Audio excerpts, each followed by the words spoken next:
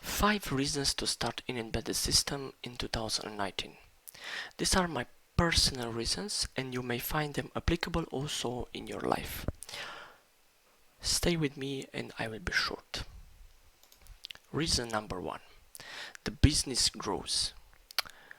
According to the Daily Insight, we have an overall expected at 258 billion by 2023 at a growth rate of 5.6%. If we take out the software, we have an expected growth at 18 billion by 2023 from 9.5 billion in 2014. Okay, now let's see embedded system market by application and product. We have the embedded hardware systems valued at 144 billion in 2014 and expected at 214 billion by 2023. The automotive holds 22 share in 2014 and expected growth of 5.5 by 2023. The healthcare, the second largest market, expected a growth of 6% by 2023. Now let's see a little bit the embedded system market by region. We have the North America, which has a market size valued at 49 billion in 2015 and expected to grow at 84 billion by 2023. Now we have Europe, which we expect to see a growth at 62 billion by 2023.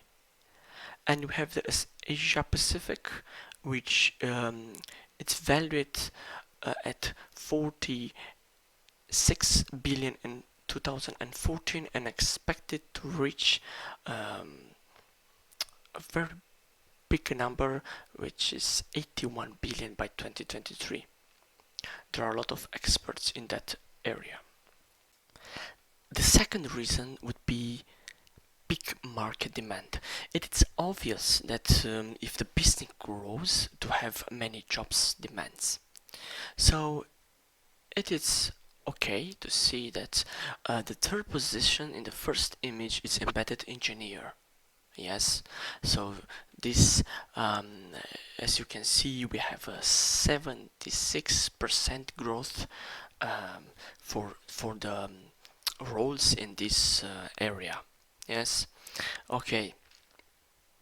So as you can see, this job spreads in these areas as automotive, industrial, healthcare, energy, communications, consumer electronics, and others like aerospace and defense, and also research. But as you can see, we have a very big growth, and it is very good. Okay. Then next reason will be a large skill portfolio to choose. So the embedded world, it's big, yes. So you can choose to be an expert in this field. So you have some options, yes. Depends on what you like. Yes. So we have the programming languages. You may know others and please comment them, but this is what I know so far. Maybe I skipped something.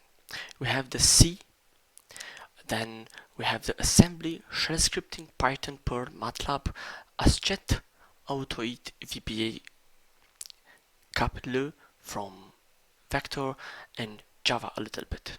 Then you can choose to learn and to know. You need to know something about real-time operating systems, which are Integrity, OSEC, AUTOSAR, Classic or Adaptive, Embedded Linux, FreeRTOS, RTOS. Yeah. Then a big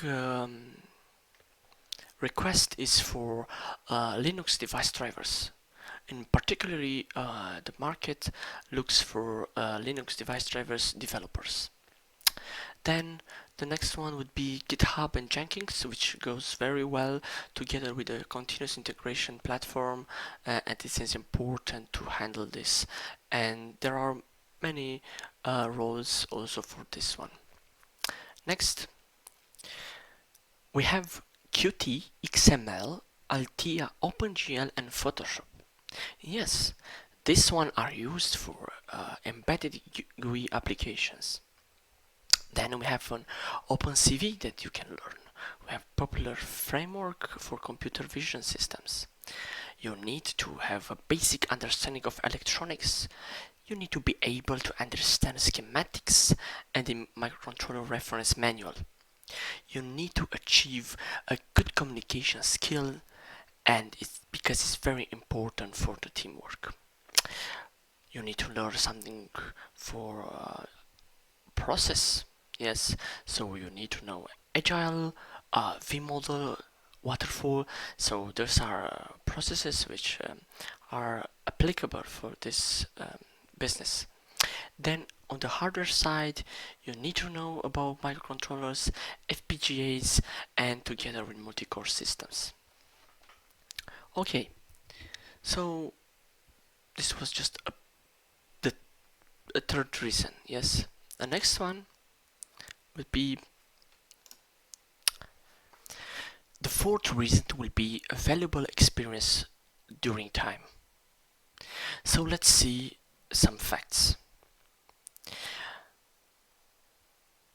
If you achieve some experience, you will have stability during time.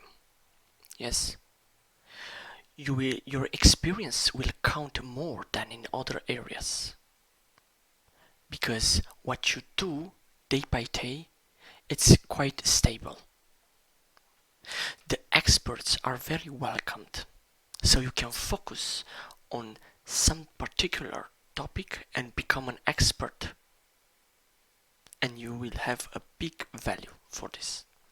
It's very hard to find a particular skill set, yes, for different tasks.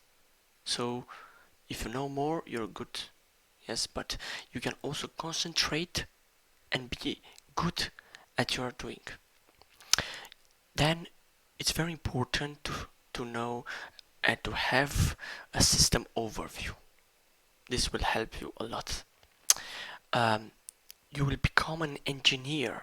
You are not a software programmer, yes, you are an engineer. And this brings an additional value to you. There are many roles in these businesses. So over time, you can be a function responsible developer. Yeah, you can concentrate if you like testing on testing. Yes, you can be an architect. You can be an integrator. You can be I don't know, a scrum master, a product owner, a product manager. Yes, a product technical lead. Yes, and there are many roles in this field, so you can choose. And if you have a particularly path, you can create with some time and work. Then you will achieve a better understanding of the computer. And the last one, I like the last one, a more secure job at the older ages. What I mean with this is that, like, when you will be old, you will value a lot, because you have a big luggage of knowledge which is vital for new projects. You can see that if a new project comes, we need some seniors. Not okay, the new one will code, the new guys, but it's needed and it's vital for the project to succeed to have some seniors with a good understanding in depth, so the project can be successful. Okay, and the last reason